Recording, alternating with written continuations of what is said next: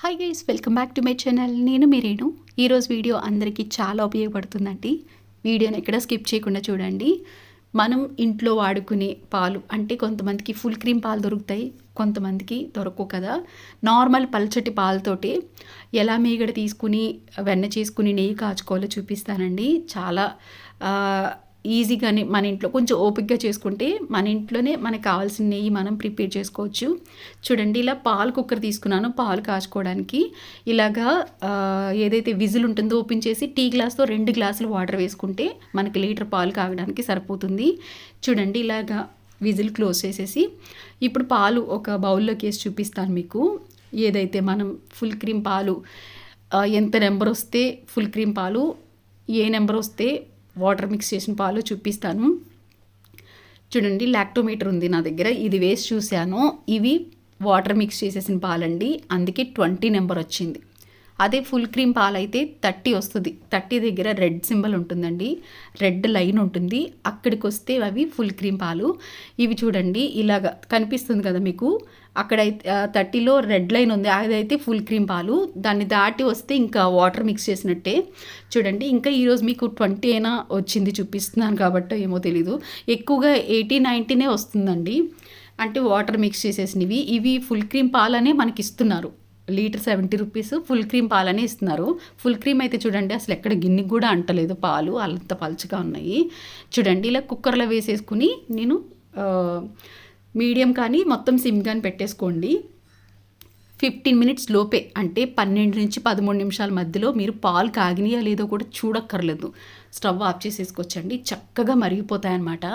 అస్సలు పొంగిపోదు. పాల కుక్కర్ వల్ల మనకి ప్లస్ ఏంటంటే అసలు పాలు కిందకి పొంగకుండా చక్కగా కాగుతాయి అన్నమాట.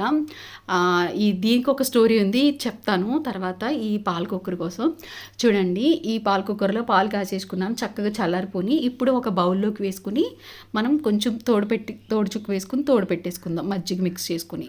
ఇది ఒక 3-4 అవర్స్ తర్వాత తోడిపోయాక మనం ఫ్రిడ్జ్లో పెట్టుకుంటే మనకి చక్కగా మీగడ బాగా వస్తుంది. అంటే ఏదైనా పాలు తోడుపెట్టిన తర్వాత తోడేసుకున్నాక మనం ఫ్రిడ్జ్లో పెట్టుకుంటేనే మీగడ చక్కగా బాగా వస్తుంది. ఇంతకుముందు నేను 70 రూపీస్కి ఫుల్ క్రీమ్ పాలు పోసేవారండి. ఇప్పుడు వాళ్ళ దగ్గరలో వేరే చోట పోయించుకుంటున్నాను కాబట్టి పల్చగానే పోస్తున్నారు, కానీ ఫుల్ క్రీమ్ పాలేనే అంటున్నారు. కానీ మీగడైతే అసలు రావట్లేదండి. నేను ఇప్పుడు ఒక 22 డేస్ ఏదైతే నేను పాలు కాచి మీగడ దాచిపెట్టింది 22 డేస్ అయిన తర్వాత వెన్న చేశానండి. ఇంతకుముందు అయితే వారానికే నాకు ఇప్పుడు ఎంత చేశానో అంత వెన్న వచ్చేదన్నమాట వారం రోజులకి.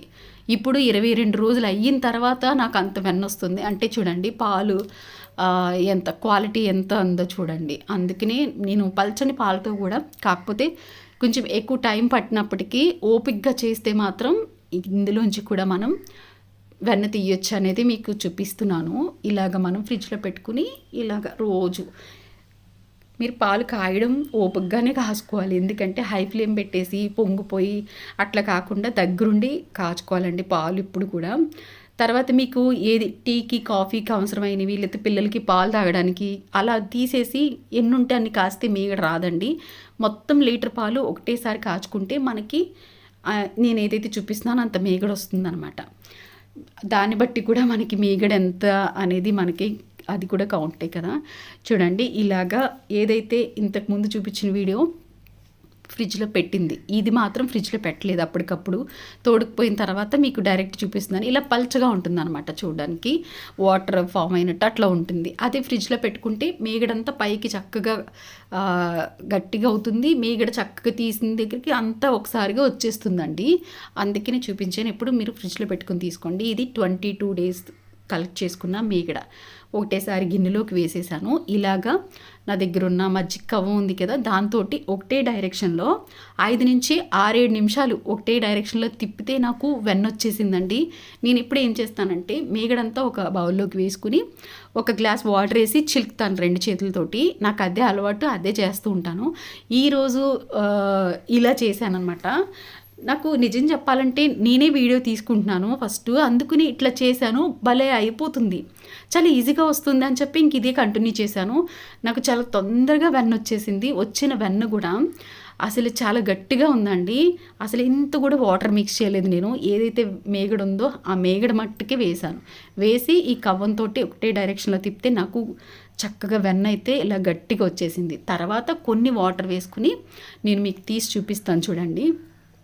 నాకు వెన్న సెపరేట్‌గా, మజ్జిగ సెపరేట్‌గా ఎందుకు వచ్చిందంటే నేను పెరుగు మీద మీగడ తీసాను కాబట్టి ఇలా వచ్చింది. పాల మీద మీగడ తీసుకుంటే మీరు ఇంకొన్ని వాటర్ యాడ్ చేసుకోవాలండి. పాల మీద మీగడ మీకు రోజులు అయ్యే కొద్దీ టేస్ట్ పోతుందనమాట. మంచి స్మెల్ కూడా ఉండదండి. నా సజెషన్ ఏంటంటే ఎప్పుడు మీరు వెన్న చేసుకోవాలి, మీగడ కలెక్ట్ చేసుకోవాలంటే నేను పెరుగు మీద ఉన్న మీగడే తీసుకోమని చెప్తాను. చూడండి ఎంత గట్టిగా ఉందో చూడండి. పల్చటి పాలతోటి మనం మీగడ తీసాము. అయినప్పటికీ ఏదైతే చిలికే ప్రాసెస్ కాకుండా ఇలా తిప్పితే నాకు ఇంత గట్టి వెన్న వచ్చింది.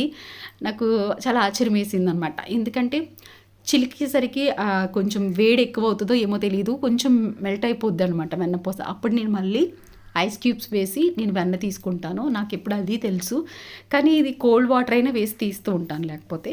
కానీ ఇది భలే ఉంది కదండి, ఎక్కువ కష్టపడకుండా చాలా సింపుల్గా వెన్న అసలు 6 నిమిషాల నుంచి 7 నిమిషాల లోపే నాకు వెన్న వచ్చేసింది. చాలా బాగా అనిపించింది. ఇంతకు ముందైతే ఇది వారం రోజులకి ఇంత వెన్న వచ్చేది. ఇప్పుడు 22 రోజులు టైం పట్టినా కూడా నాకు మంచి క్వాలిటీ, మంచి టేస్టీ వెన్న, నెయ్యి అయితే మనం చేసుకోవచ్చు. తక్కువ పాలు, పల్చటి పాలుతోటైనా సరే మన ఇంట్లో మనం చేసుకుంటే ఆ సాటిస్ఫాక్షన్ చాలా బాగుంటుంది కదా. సో అది మీకు ఎప్పుడు చెప్పినా కూడా మన చేత్తో మనం చేసుకున్న, అది మన పిల్లలకి పెట్టినా మనం తిన్నా ఆ హ్యాపీనెస్ చాలా బాగుంటుందని మీకు చెప్పాలనుకుంటాను ఎప్పుడు కూడా. ఇది కూడా అదే చెప్తున్నాను. బయట కొనుక్కునే దానికంటే ఇలాగా తక్కువ పాలున్నా, లేదంటే తక్కువ పాలతోటైతే ఇంకొంచెం ఎక్కువ రోజులు పడుతుంది అంతే. అలా పల్చటి పాలతో అయినా కూడా మీరు ఇలా చేసుకోండి. ఎంత గట్టిగా ఉందో చూడండి. వెన్న మాత్రం భలే నచ్చింది నాకు. ఇది అసలు ఒక ట్రేలో వేసి బాగా ఇలాగా చేసేసి క్యూబ్స్ లాగా కూడా కట్ చేయొచ్చు, అంత బాగుంది వెన్న అయితే. చూడండి ఇలాగ 2-3 టైమ్స్ వాష్ చేసేసుకున్న తర్వాత స్టవ్ ఆన్ చేసి స్టవ్ మీద పెట్టాను.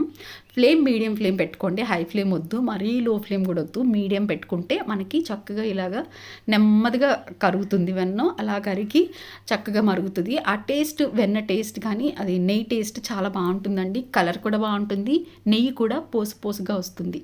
హై ఫ్లేమ్ పెట్టేసి మనం కాచేసి తెల్లగా కాస్తే మాత్రం పోసుగా రాదండి. మీరు టిప్స్ అన్నమాట.